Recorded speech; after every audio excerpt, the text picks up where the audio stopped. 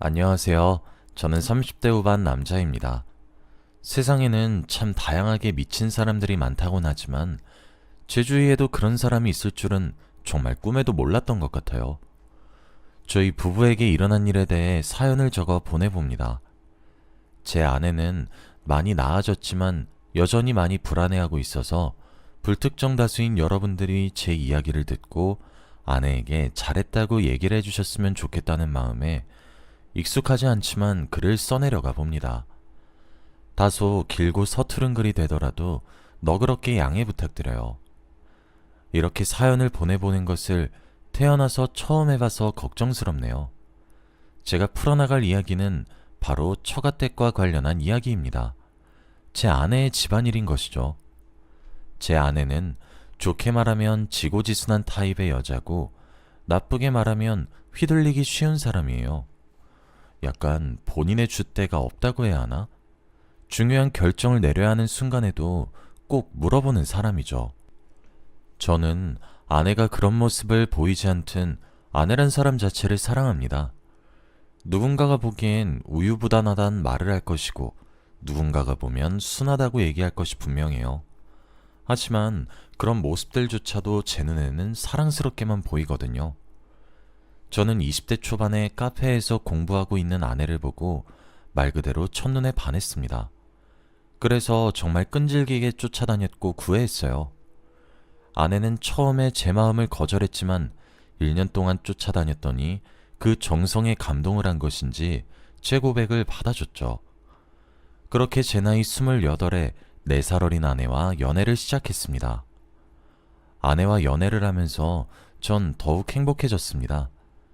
아내는 항상 제가 저의 꿈과 같은 그런 것들의 허황된 헛소리처럼 두루뭉술하게 얘기를 해도 늘 진지한 눈빛으로 고개를 끄덕이며 그 이야기에 대해 호응을 해주었는데 그 제스처에서 아내는 제가 무슨 말을 해도 제 편을 들어줄 것 같다는 생각이 들었고 더욱 좋아졌죠. 저는 아내가 조용히 미소를 지으며 끄덕이는 얼굴을 할 때가 제일 예쁘게 보였어요. 온몸으로 제 편이라는 걸 알려주는 듯한 느낌이었거든요. 사실 저는 어렸을 때부터 좀 외롭게 컸어요. 부모님 두 분 다 맞벌이를 하셔서 바쁘게 사셨고 제게 형제나 친척이나 아무것도 없었죠. 혼자 해야만 했고 혼자 해내야만 했거든요. 그래서 온몸으로 제 편이란 걸 알려주는 여자친구에게 더 빠지지 않을 도리가 없었죠. 그렇게 연애를 몇 년 하다가 결혼을 했습니다. 제 나이가 30이 되던 해였어요. 저와 아내 둘 다 친구들을 포함해 가장 먼저 하는 결혼이었습니다.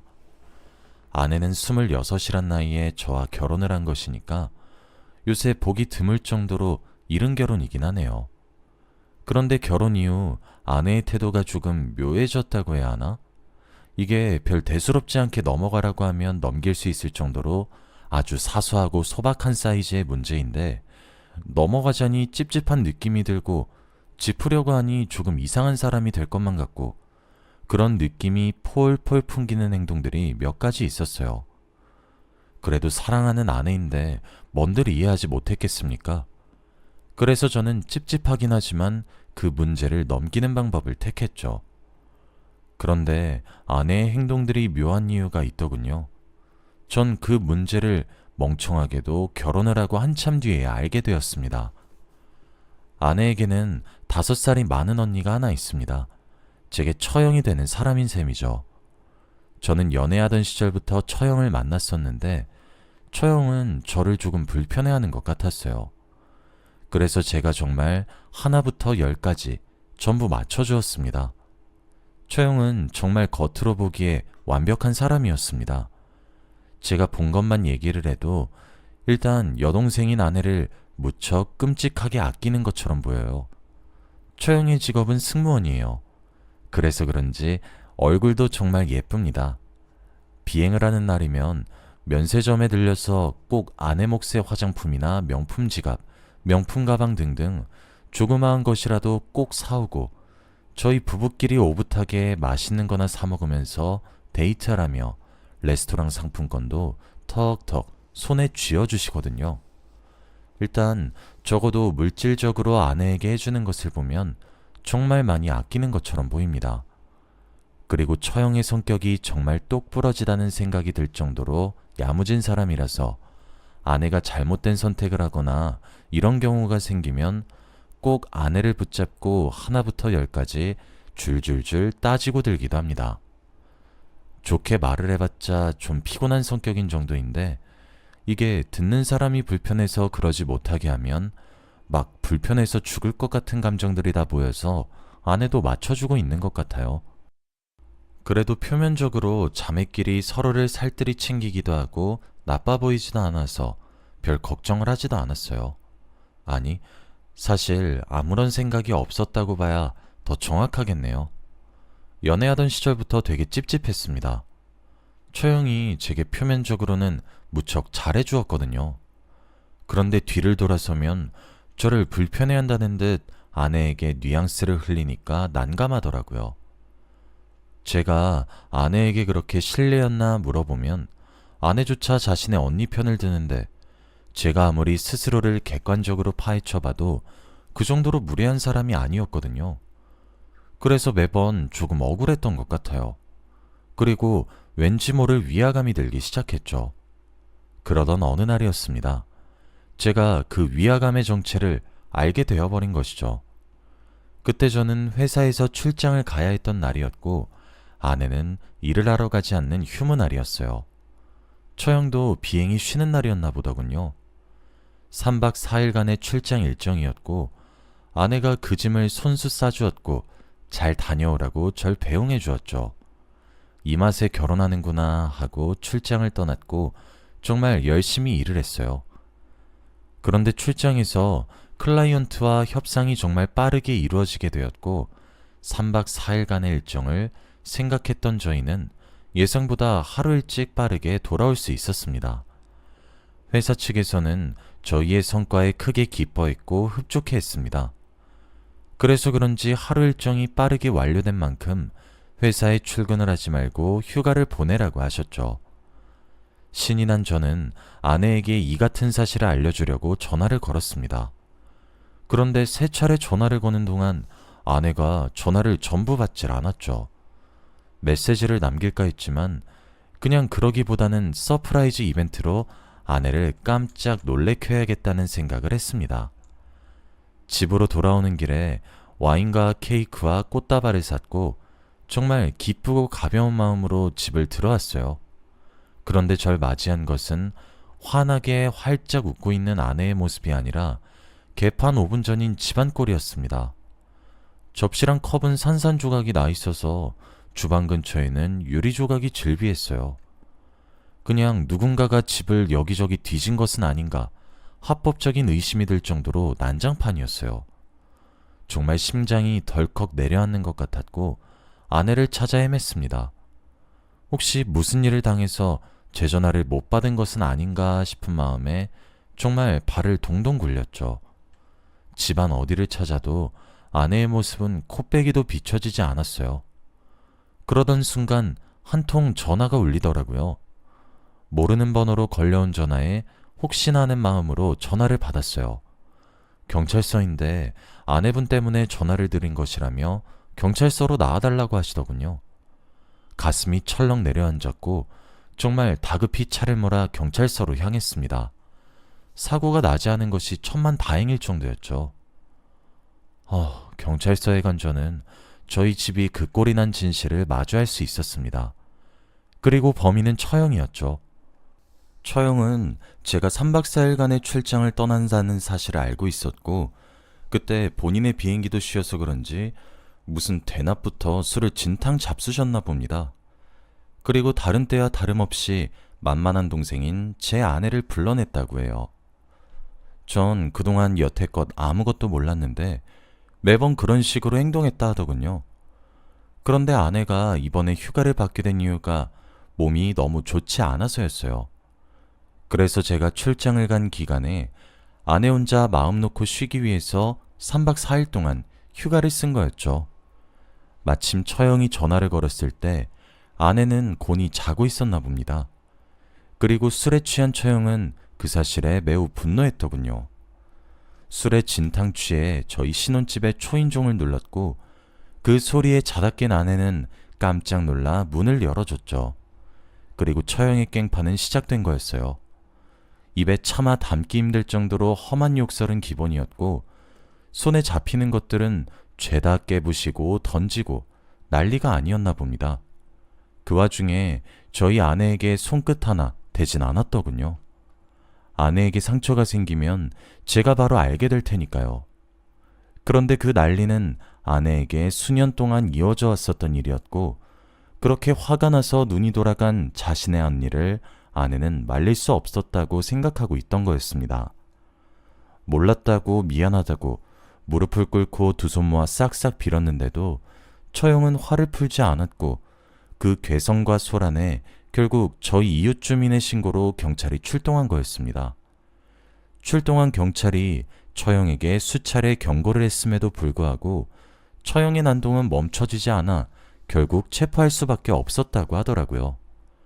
제가 도착한 순간에도 소파에 드러누워서 코를 골며 자는 처형을 보니까 진짜 이게 미쳤나 싶었죠.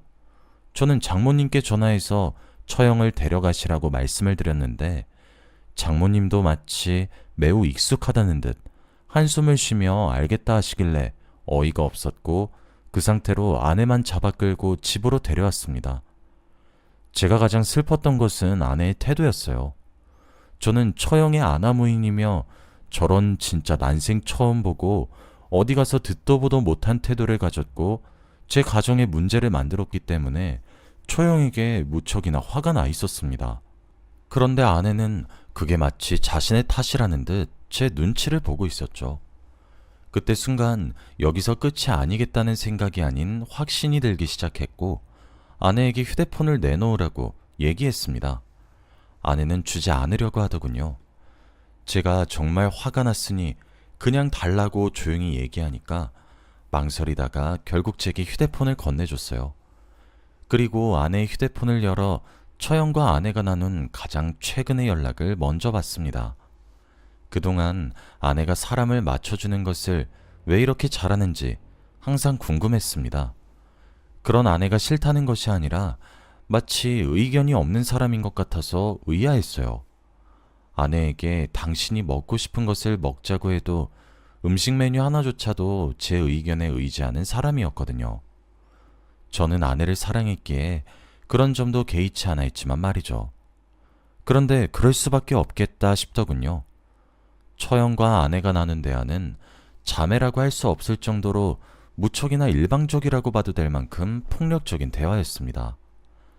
처형은 기분 좋은 날에는 하나뿐인 동생아 하며 하트 이모티콘을 붙이면서 우쭈쭈 하듯 아내를 불렀고 기분이 나쁜 날이거나 자신의 말을 아내가 거역한 날이면 정말 가족에게 할 말인가 싶을 정도로 거칠고 폭력적인 말을 쏟아붓기 시작하더군요. 쌍욕에 죽고 싶냐는 협박은 기본 옵션일 정도로 말이에요. 그런 메시지들에 아내가 보낸 답장은 하나같이 미안하다는 사과뿐이었습니다.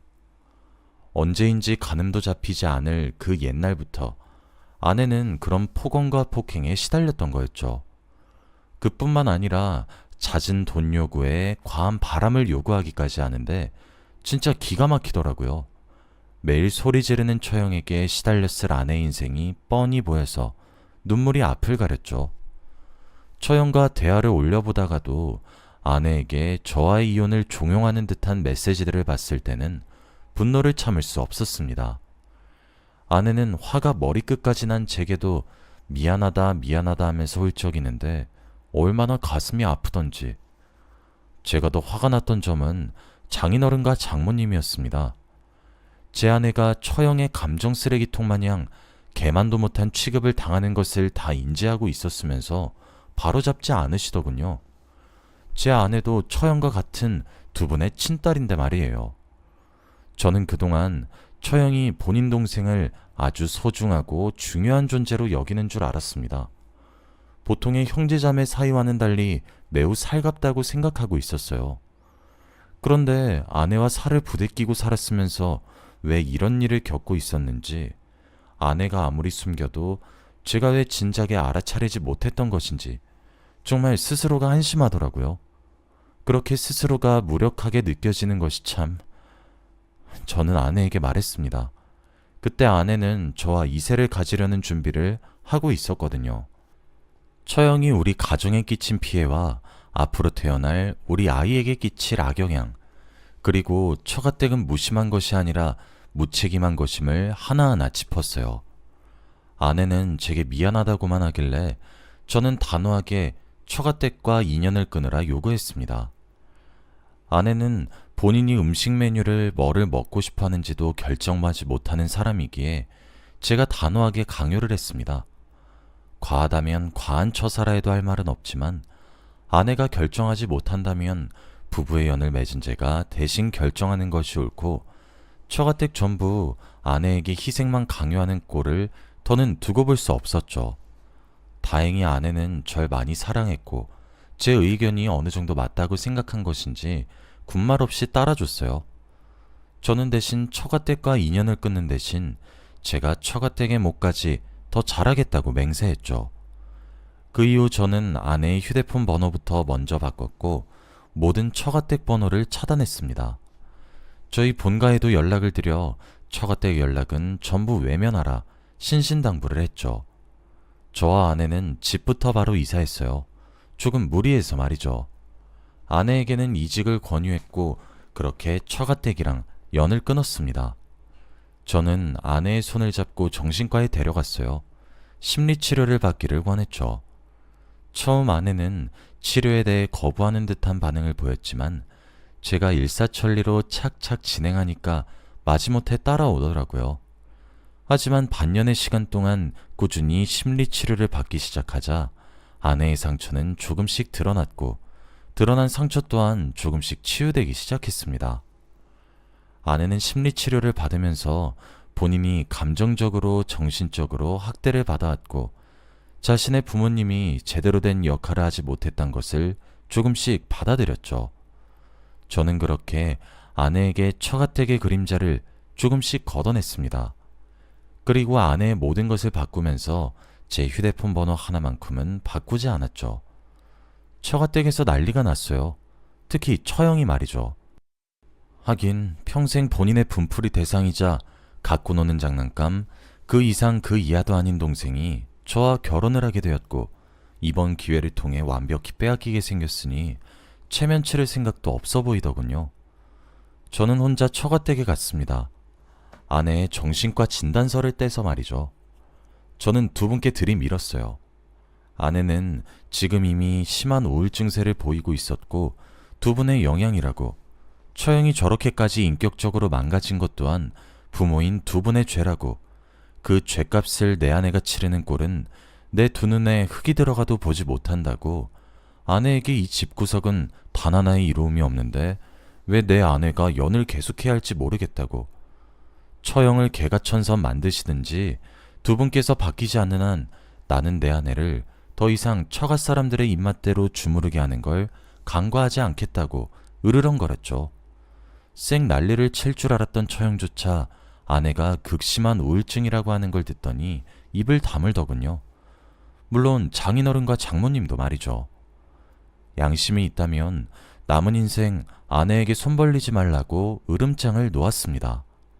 그리고 아내에 거쳐도 연락처도 아무것도 말하지 않을 거니까 할 말 있으면 제게 연락하시라 일렀죠. 그렇게 아내는 처가댁과 인연을 끊은 지 벌써 4년이 흘렀습니다.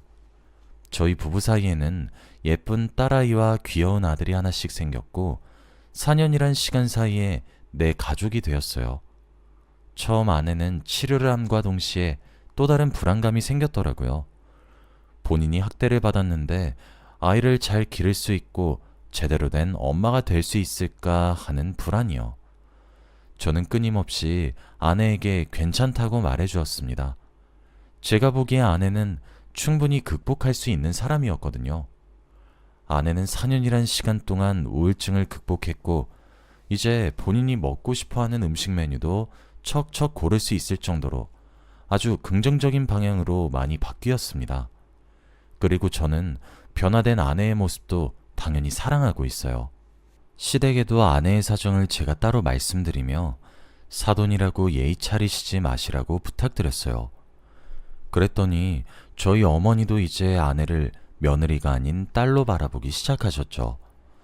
아내가 안쓰러워서든 동정심이 들어서든 시작이 어찌되었든 이제 고부관계가 아니라 친한 모녀 사이로 보일 정도로 사이가 좋았습니다. 아내는 그렇게 극복했죠. 그리고 이젠 두 아이의 훌륭한 엄마입니다. 처가댁에서는 종종 연락이 와요. 장모님과 장인어른께서도 아내의 병명을 들은 그날 커다란 충격과 뒤늦은 죄책감이 밀려온 것 같았죠. 그래도 이제 나이를 많이 먹은 처형을 고치는 것은 힘들겠죠. 그것도 저는 다 업보라고 생각합니다. 부모라면 무릇 자신의 아이를 올바른 방향으로 훈육해야 하는 책임이 있으니까요. 하지만 아내는 여전히 문득문득 불안을 느끼는 것 같아요. 아내를 괴롭힌 사람은 지금도 두 발 뻗고 아무런 죄책감 없이 잠들 텐데 피해만 받았던 아내가 악몽을 꾸거나 하면 정말 화가 울컥울컥 치솟네요. 제가 본 가장 미친 사람이었던 처형. 지금은 어떻게 살고 있을지 참 궁금하기도 하네요. 여기까지가 제 이야기입니다. 여러분들이 제 아내를 응원해 주셨으면 좋겠어요. 잘했고 또 잘할 것이라고 말이죠. 긴 이야기 들어주셔서 감사합니다.